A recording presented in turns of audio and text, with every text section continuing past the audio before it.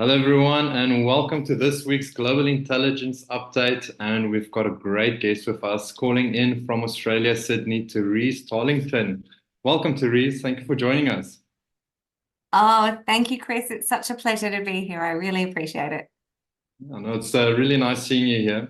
And for those that don't know who Therese is, Therese has the magic touch when it comes to speaking the language of brands, securing collaborations, partnerships, and sponsors that grows businesses. She's the best-selling triple gold medal author of SWAP, Marketing Without Money, where she reveals her insider strategies and a trailblazing track record that speaks volumes.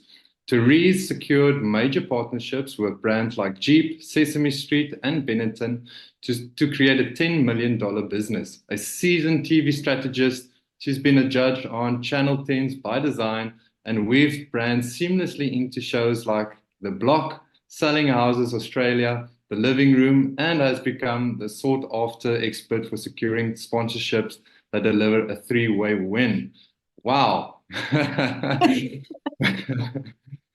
So, Therese, with that introduction, besides the how amazing it is, what else can you tell us about yourself?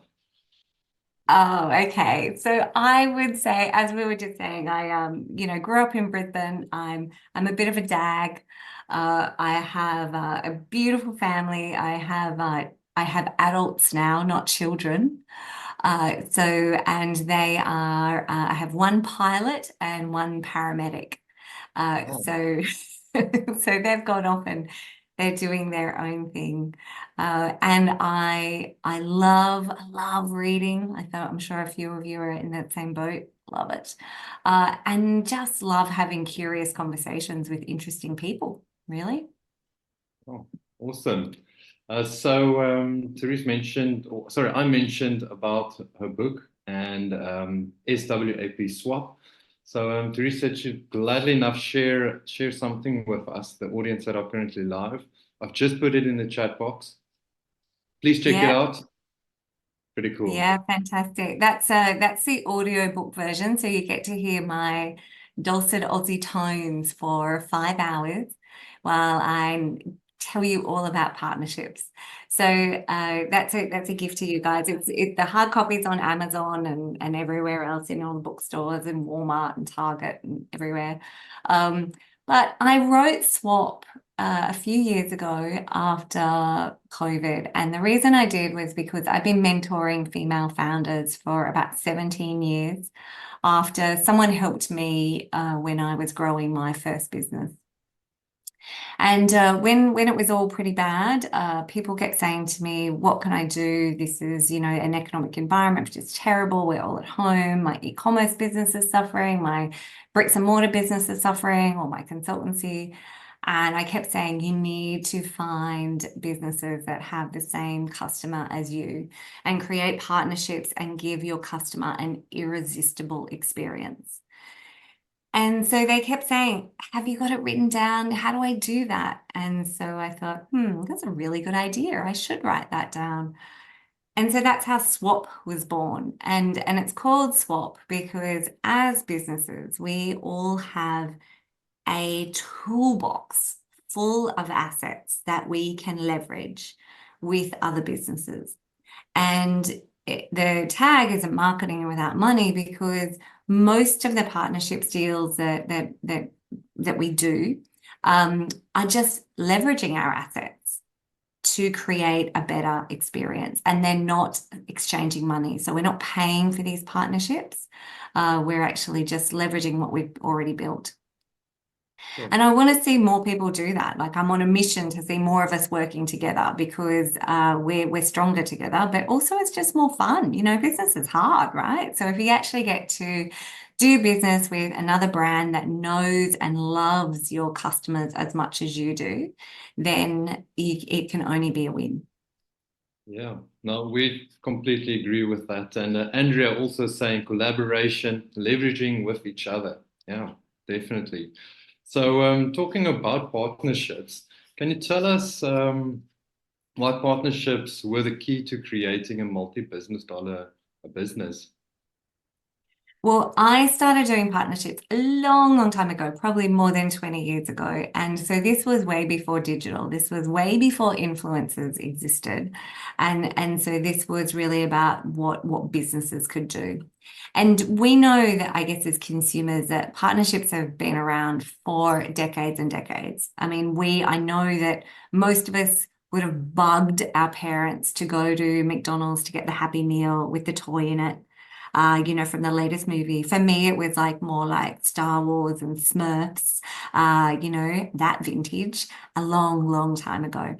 But the big brands know how to do this incredibly well. And when I created my first business, I actually saw a Jeep stroller. So there was a company called Colecraft in America, and they made baby products. And they had done a deal with Jeep, the car company, and together they've created the Jeep baby stroller. And so I thought this was awesome, and it combined my two loves of brands and babies. So I convinced them to let me, this little chick from Australia, bring the brand to Australia. And I did my first partnership deal, unbeknownst to me, is when I took the stroller into Jeep, the head office, and I showed the PR manager, who was just about to go on maternity leave, the product. And she said, I love it. It's great. I've got an idea. How about I do some PR for you and you give me a stroller? And I was like, yes, that's a great idea. Let's do that. Now, she got me in every newspaper and magazine across the country, from the Financial Review to, our homemaker magazines, lifestyle magazines, men's magazines, financial newspapers, everywhere. And so everybody was talking about the brand.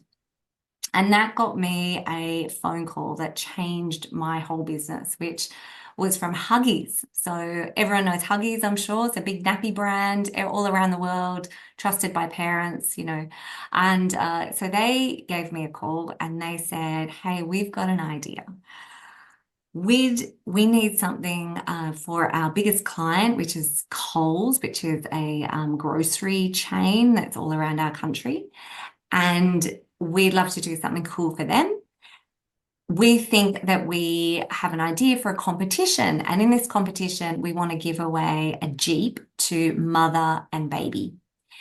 And would you be keen on giving us a few prizes? So 4 strollers, which from a cost of goods point of view was like not much, a few $100, not much. And they then put the stroller on the side of every nappy box around the country. It was on the point of sale. It was on the TV ads. It was everywhere. And that deal allowed me out of my, second bedroom to get my first $1 million in turnover. Wow. So that's when I really realized, I'm like, hey, this partnership thing is good. Like, who's got your customers? Who already has your audience and has a great reputation with them and knows them and loves them? And how can you start to do deals with other people who know your customers, and that could elevate your brand or give your brand credibility, and give it the reach that it needs, and also a point of differentiation.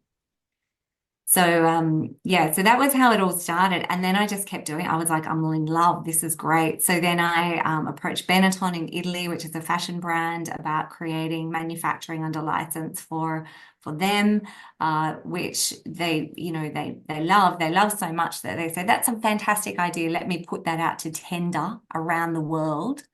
And so I was competing with these billion-dollar brands, and I was just, one little startup in Australia. And but we won because I told the story of a young mum who wanted a stroller that was an expression of her, that was as comfortable as jeans and a t-shirt. And so we launched a stroller that was denim and jersey. And it went berserk, and it was all over Europe. It was all over the Middle East.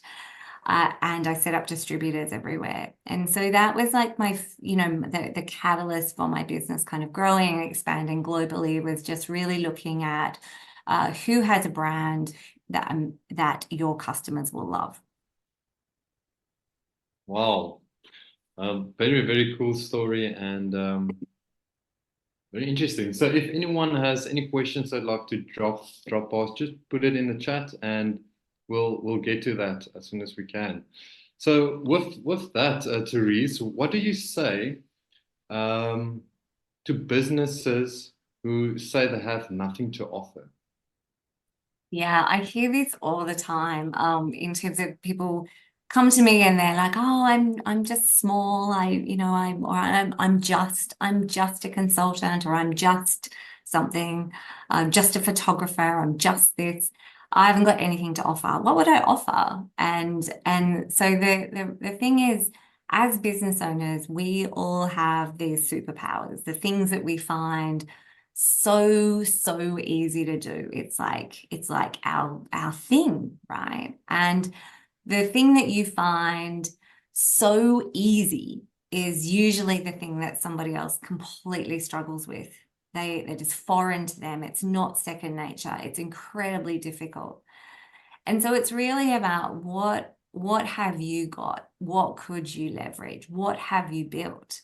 And obviously social media is a big thing now, but it's not about the numbers that you've got. It's around the intimacy and the engagement of having a connection with your audience. And it's really about looking at a whole list of things. And so one night I got a glass of wine, and I started writing down like all the things that you could leverage in your business. And I came up with 103 things. And they're probably 103 things that you probably have never even thought about, or you might be sitting on and you've forgotten about, or you didn't even realize you could use to leverage to do deals with other brands. So that's on, and if you want it, it's on my website. You can go and grab it. But it's really about what can you offer? And so these are things when you start to look at, obviously, everybody first thought social, great, amazing. But then it's more than that. It's about the relationships that you've built. It's about your stance as a leader. It's about the associations, the charities and the industry groups that you align with. It's around your knowledge, like your knowledge of a manufacturing process, or how to get something through a TGA standard, which is like our Therapeutic Goods Association. But I'm just saying, like, there are things that you are inherently great at that you have built in your business that somebody else needs right now. And so collectively, if we start to look at, businesses in how can we create something bigger? So in the olden days, obviously we would barter. We would be like, I'll give you 3 eggs for, a loaf of bread. And together, we have scrambled eggs on toast. So really thinking about your business in that way, like who's done what you want to do, who's got what you need, who knows what you don't. And these are how you start looking for these beautiful brand connections. So I guess in some ways I'm almost like a little bit like a dating coach for brands. I like find the matches where they're, better together. Wow. Philippe's actually flipped the question and he's asked, Therese, how do you find who has your target audience? Like mine is serial entrepreneurs. Would you have an idea? So on the upper Okay, spectrum. great. So your target audience, I have two very strong perspectives on this. So at my core, I'm a marketer. I've been doing marketing for a very, very long time, since marketing was a creative discipline and then it turned into a data discipline. But I've been doing this for a long time. And so I can do marketing for an accountant. I can do marketing for a yoga studio owner or a pizza shop owner or someone who sells goat's milk soap on their e-commerce store, because that's my craft, that's my discipline, it's marketing. But who do I actually love to work with? So one, like a target audience is who has, who wants your product or service and who is willing to pay for it. But I think as business owners as well, we really need to look at like, who do we love dealing with? Like, who gives us fuel? Who do we get amazing results for? So I could definitely work with the accountant, and help him elevate his accountancy business. But it doesn't light me up. Like it's not my zone of genius. It's not where I get super excited and can think of 1,000 things to do. And so I truly believe like your target customer is about who commercially can pay you for your IP, your knowledge, or your good or your service, but also around where's your genius zone and who do you naturally connect with and who ignites your superpower. And that's who I think your target audience is. Great answer. I hope that helps, Philippe. Pamela also asked, can you give an example of a service-to-service business? Yes, I have hundreds. But let me tell you, this one is kind of cool. So, I've worked with like a service, like an interior designer and a furniture brand. So it can be a service and a product. It could be a service and an organization or an entity group. Like I worked with a building biologist. So they assess how the impact of a healthy building material in a home is. And they worked with the Australian Institute of Architects. So they were able to offer a workshop to architects, their ideal audience, and the Australian Institute of Architects were offering that education in a non-biased way because she wasn't a brand, she didn't represent a brand. And so therefore the architect, so I'm always looking for a three-way win. Where is the three-way win? So Zara, building biologist, she wanted to get deals with architects. Okay. Then you've got the architects. The architects want to come on and watch the webinar. And what do they want? They want unbiased opinion. And they also got a CPD point, which is a point that you get that you need from an accreditation point of view. And what did the Australian Institute of Architects get? Well, they didn't have somebody in that area that could actually offer the insight and the learning to secure and make sure that their members were educated, that the industry was growing, but also they would keep paying their subscription fees. So when you look at different services, it's really about like, where is that three-way win? How does the customer benefit? How does partner one benefit? How does partner two benefit? And I think even one of my favorites, I just went along a couple of months ago to this one, and it was a mortgage broker. So obviously somebody who helps you find finance for residential or investment property. And she had created an event, and that event was on for one night. Now let's look at, there was a mountain.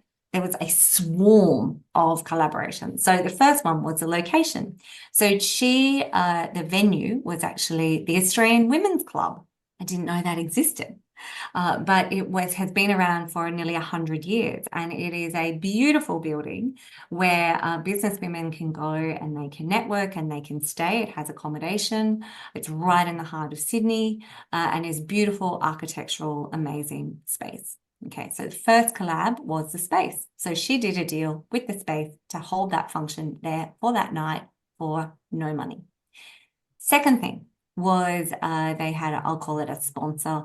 That was a person who had obviously contributed the food and the copious bottles of wine that were there for the evening. The person who contributed that invested to pay for that cost was a cosmetic clinic. So somewhere where you go for resurfacing, Botox, like all the stuff, right? Because the audience that they had attracted was actually women, mostly single women who wanted to invest in property. They then on the night had somebody that educated them about their credit score. They had a buyer's agent that was talking about which was the hottest locations to buy in.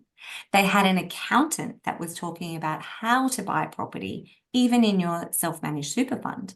And then they had a property lawyer that was navigating how you would do this as a single woman. So when you look at that the outlay or the costs involved in that were almost minimal, almost nothing. But what it did is it looked at who are the movers and shakers, who are the impact makers within the category of women who wanted to buy property. And so when you look at that deal, you've then got, it was like 6 different databases that they got to tap into and invite all of their customers.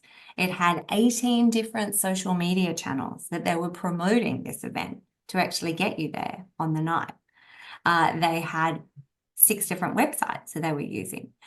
So they were, and then obviously they have physical spaces, offices, locations that they would invite their clients into. They had point of sale in those locations as well.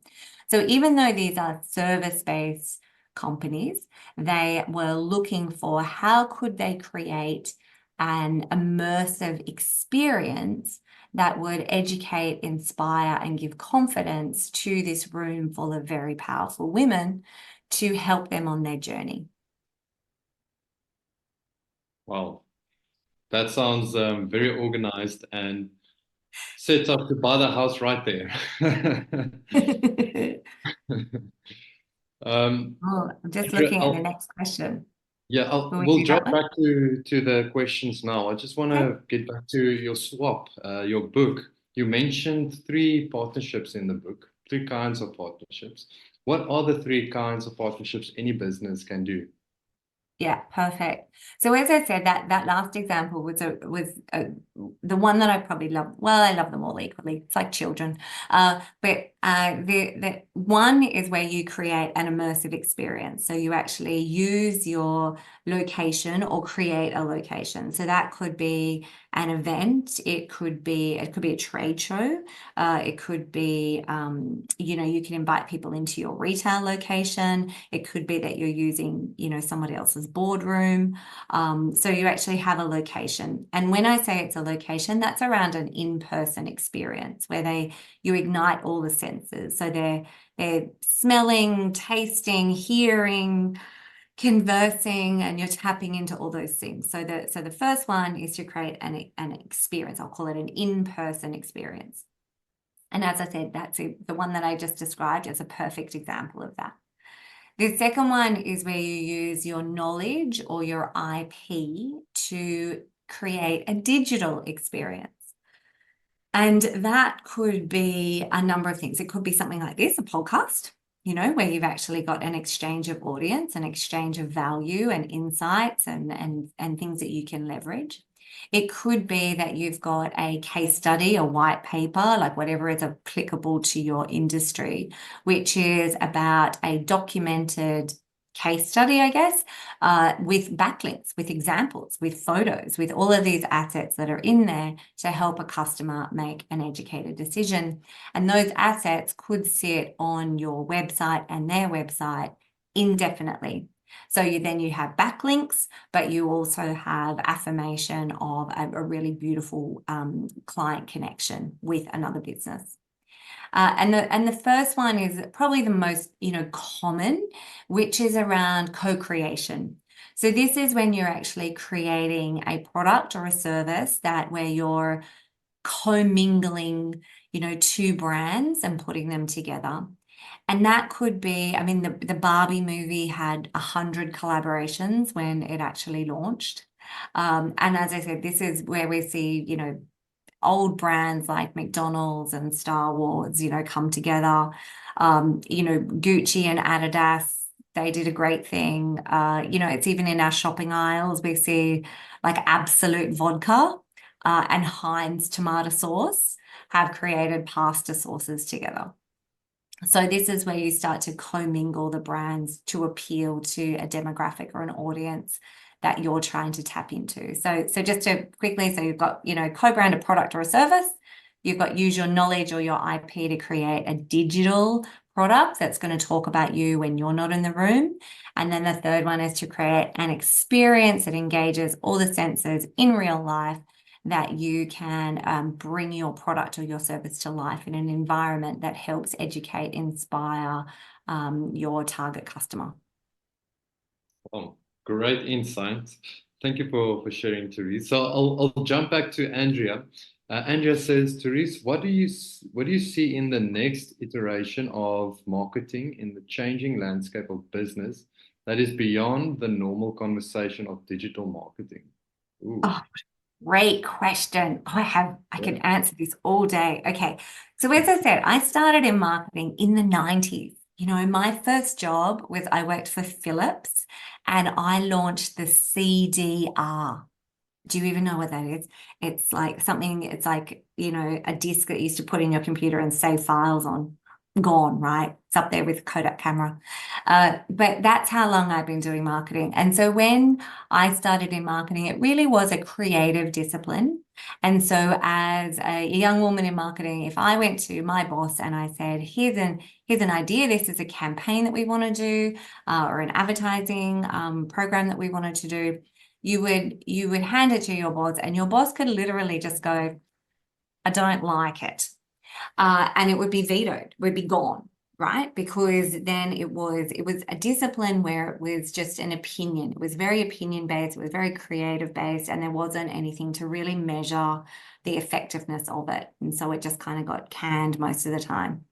And then I've seen the Y2K bug. I've seen, you know, social media invented. I've seen it all. And so as a marketer, I've had to ride that wave and really make sure that I've kept up and adopted and emerged with new technology. So, you know, making sure that I was building websites before websites were a thing, making sure that I could actually tap into creating content before content was a thing, you know. And so and I guess now it's kind of what we're moving through is around this AI. So AI, artificial intelligence, a way to actually create and amplify your message.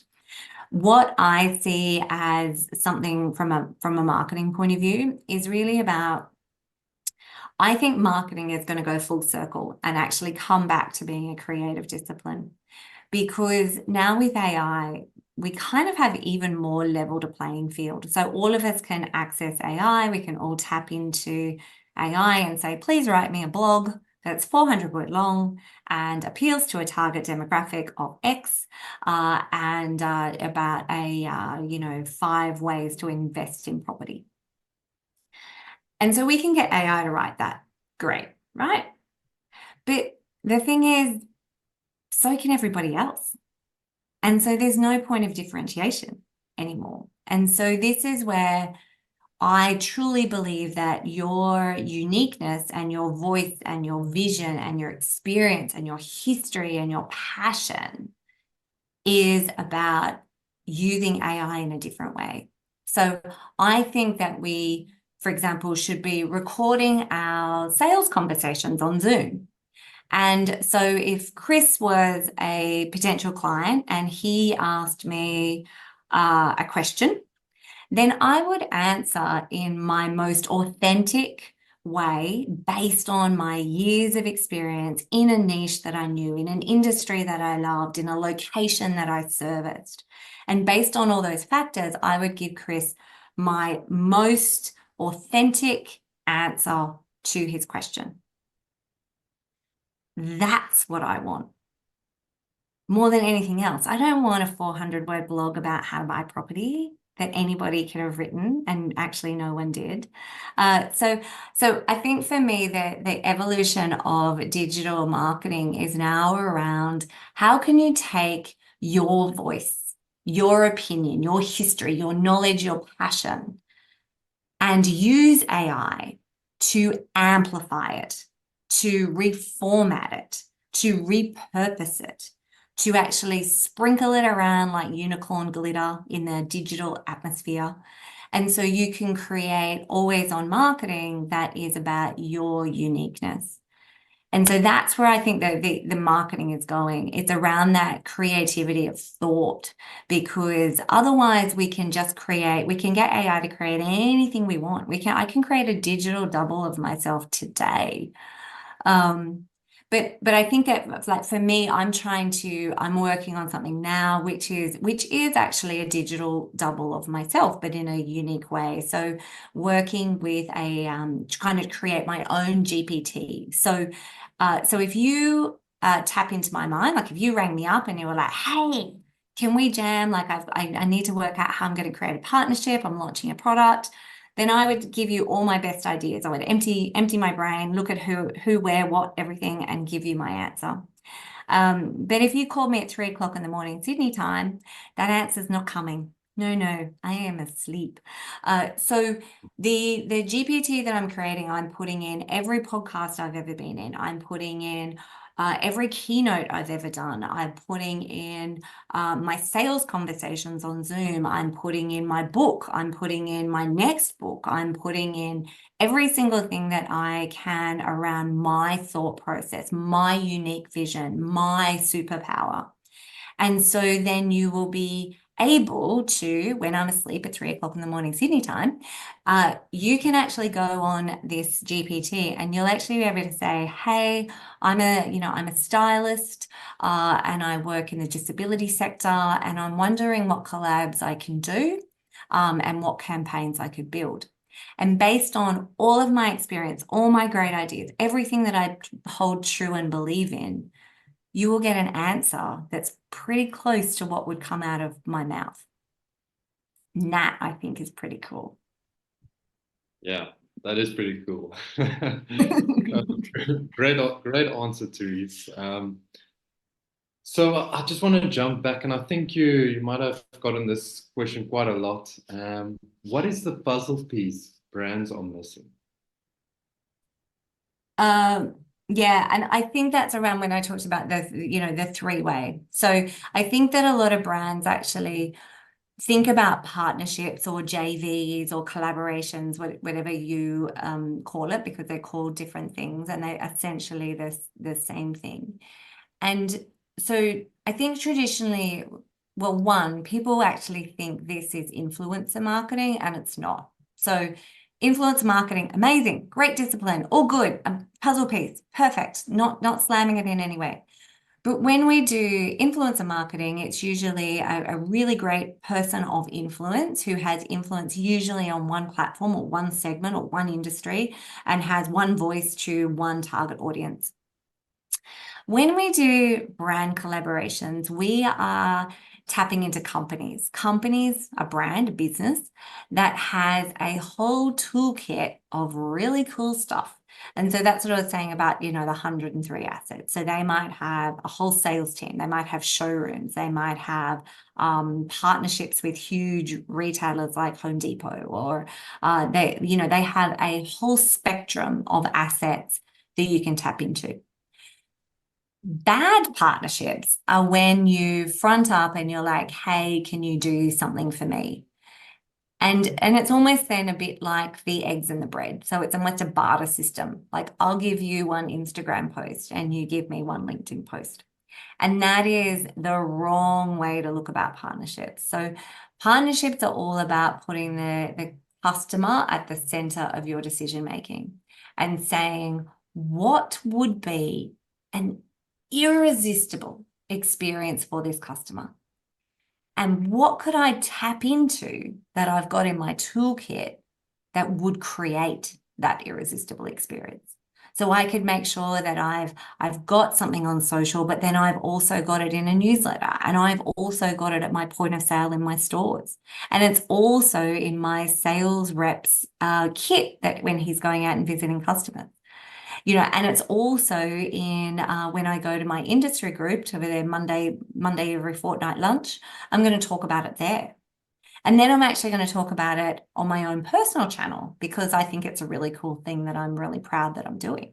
And so when you look at partnerships through the lens of the customer and what would create an amazing, irresistible experience for the customer, and then you're all in, then it's about I'm going to tap in. I'm going to tap into all these tools that I can use to create this irresistible experience.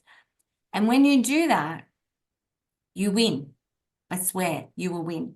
And the thing is, I guess when I work with brands on creating these irresistible partnerships, I am always of the thought that you should over deliver. So I'm always like, offer more than you ask, give generously, share widely, like talk about it. And then if I've said I'm giving you these 4 things, I'm going to give you 5. Because when I give you 5, 1, you're going to think that's pretty cool. 2, you're then going to take that 5th asset and you're then going to share it or send it or do something with it. So I actually get more leverage. But mostly it's about, I want to give that customer that one more thing that might, tip them over the edge to create an amazing experience. And with that, then when you create these partnerships, the most important thing is then to create, I'll call it a success report. Because us as humans, I want to work with, with Philippe or Chris or Pamela. I want to work with another person, and I want to do great things, and I want to be proud, and I want to be acknowledged, and I want to be, feel like I contributed. And so then when you give generously and you do that, and then you wrap it up into a success report and you hand it back to your partner, and you're like, look what happened.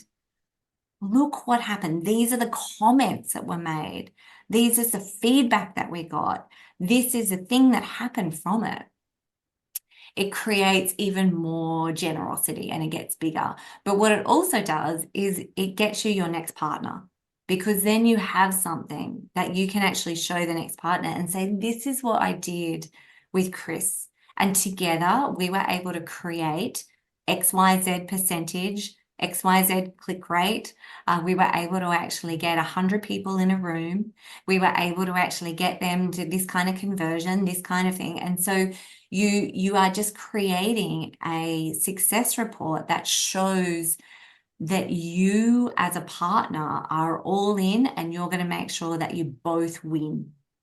And when you go for that with this, and everyone and the customer, and it's all about the customer, so the customer's won as well, and so then you've got your triple win.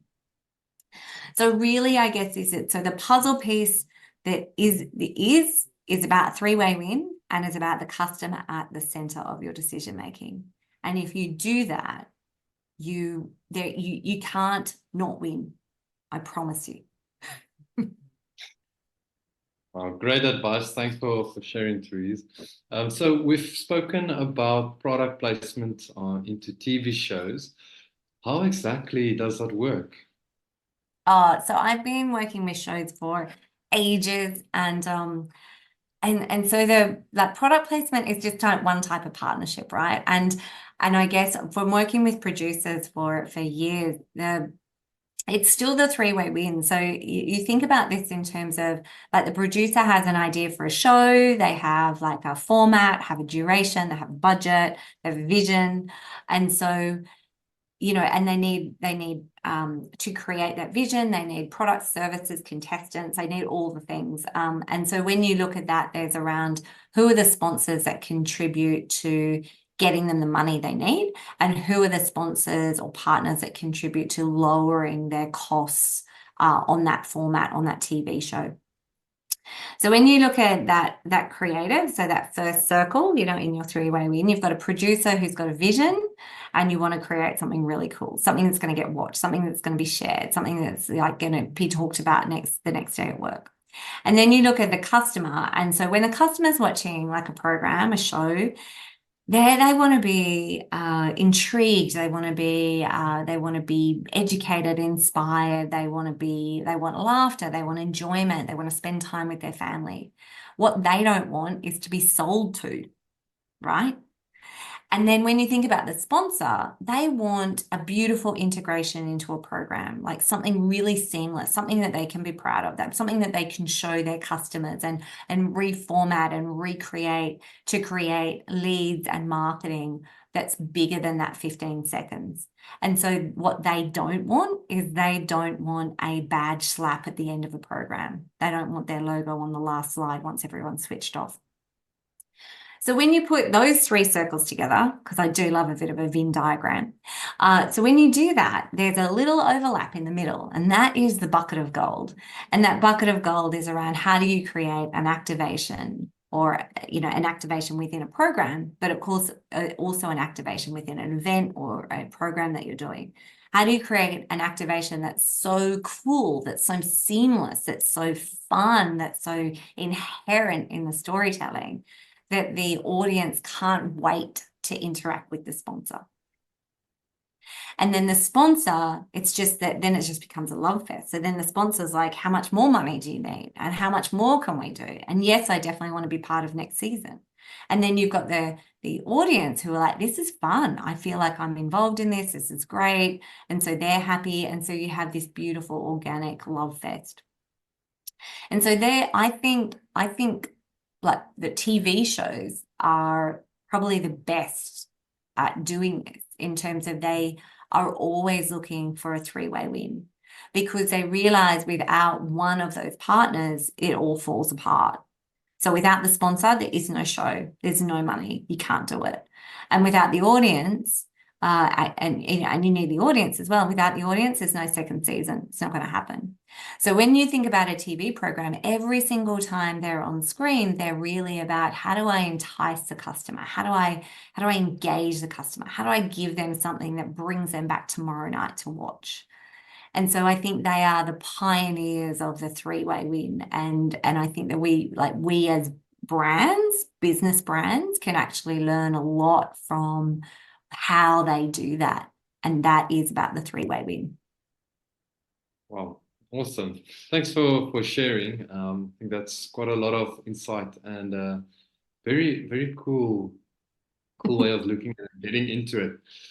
So yeah, we are reaching the time limit. If anyone else have any questions, please drop it in the chat or unmute yourself and we can ask Therese.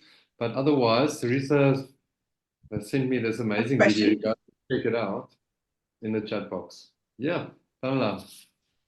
I didn't want to type it because it would probably take me too long to type it. First of all, thank you so much, Teresa.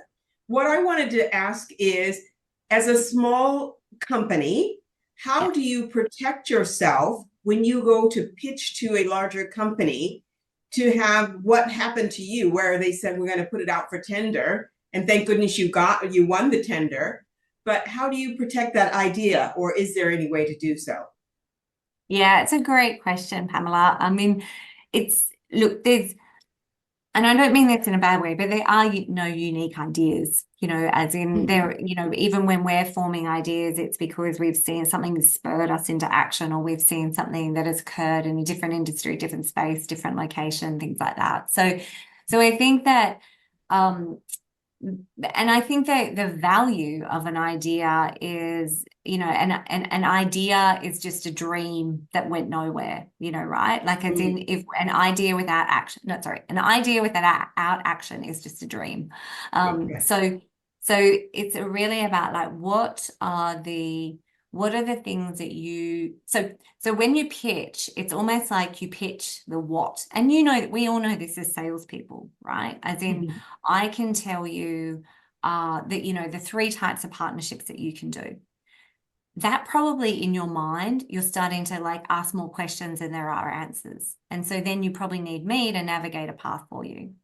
So when you are selling the sizzle, the vision, then you almost sell the what, not the how. And they need to bring you in to get the how. So I could say, yeah, cool, I'll teach you how to make an omelette. You need eggs and milk and a fry pan. And then you put it all together and voila, you have an omelette. Now I've told you exactly what you need, but I haven't told you how many eggs, how much milk, what temperature on the fry pan you need, how long you cook it for, and so without those key elements, then there is no omelette.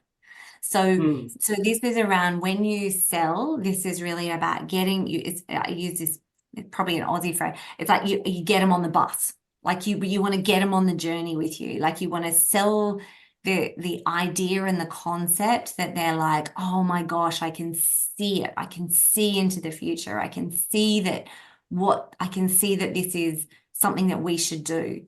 And then they're like, how do we do it? And you're like, well, you need me. You need me on the bus, otherwise the bus isn't going anywhere. I'm the driver. Exactly. I'm driving this bus. I'm the person who knows where we're going. Okay, Exactly. thank you for that. Appreciate that. Pleasure. Anyone else want to have a chat? Yeah, we've got one here from Andrea. Andrea says, what are the next goals and aspirations for Therese Tarlinton moving forward? Oh, how long have you got? Wow. Okay. So I'm an Aussie girl. And so I have this big, big, big, hairy dream. So I do a lot of speaking at the moment, and I help brands navigate a path to growth through strategic marketing partnerships. And so my big, hairy dream is to speak internationally, to speak on big stages with huge audiences, in amazing countries and meet amazing people like you. So if you know anyone who might need a speaker, and then we can hang out and I'll buy you dinner, that would be amazing. But I think as well around aspirations, as I said, I've worked, I do a lot of consulting, and there's in Australia there's I'll call it like a government program. So because someone helped me, I pay it forward. And so there's a program where I help business owners and they don't have to pay. And it's kind of like paid volunteering, where I get a little bit more than getting paid at McDonald's, and definitely not consulting rates. But I help businesses. So last year, I think I met with 184 individual business owners, and actually crafted an action plan for them on how to move forward. And so I hear all the time about the limitations, this probably in a lot of ways almost the self-imposed limitations that we have as business owners. And they could be anything from imposter syndrome to not having the funding to do what you want. Again, there is an abundance of money. There is an abundance of talent. There is abundance, but sometimes we just don't trust ourselves enough to actually reach out and get it. But also around, I truly, truly, truly, truly believe that, you and I together, way better than me by myself. And I believe that the thing that I find insanely difficult is the thing that you find really easy. And so I just believe that there is greater to be done if we can actually just start working together than if we just all try to stick it out. I mean, I think the best thing, I mean, I've been an entrepreneur for decades, and so the greatest thing about us is we go alone. We are not scared. We are brave. We push forward. We can do anything. And that's also our greatest limitation, is we go alone. We can do anything. We stand alone a lot of the time. And so we need to, kind of swap our mindset a little bit and go, well, who's done what I want to do, who can navigate a path, who could provide the tech to the product that I need, who could provide the venue for the amazing event that I need to create, how could we put something together and be better? And that can be so simple. Like, I have a friend, she has a furniture brand. She wanted to launch a new collection. She wanted to go to Brisbane and launch her new collection in Brisbane. She lives in Adelaide, which is a few states away. And then I was also working with an artist who had just been on The Block, which is our big TV program here. And I was helping him maximize his 15 seconds of fame. And so I was like, hang on a minute. And I was like, hey, Chris, the artist has this amazing gallery space, beautiful, cement floor, super cool, high ceilings, really specky, beautiful. And what he wanted to do is he wanted to know more interior designers who would specify his work into homes. So he wanted to know interior designers. That was his lacking. He didn't know any. And Tony, my girlfriend who had the furniture brand, she knows every interior designer, all of them. But she needed a space to show her beautiful products. So I was like, hey, and I got them both on the phone. I'm like, okay, here's the deal. Put your amazing furniture in his amazing gallery. You invite all the interior designers to come along. It's going to cost you a cheese board and a few bottles of champagne. And that's it. You can both win. So I guess that's my thing. I love like who's got what you need, because someone else has got what you need. You can help somebody else. It's a better. So for those interior designers that turned up that night, it was a better experience than if they went to a hotel room and saw a brand of furniture. It was way better. So how can we, again, look through the lens of what would be a great experience for the customer? What would entice them to get there? What would they rave about when they left? What could we give them while they were there? And then look at that through that lens to create like who do I need to talk to? And I would say, like, with the, who comes before you in the customer journey, with the customer journey, look at that customer journey and go, who comes before you? Who comes after you? Who matches with you? And they're your, most organic, easy partnerships that you can do.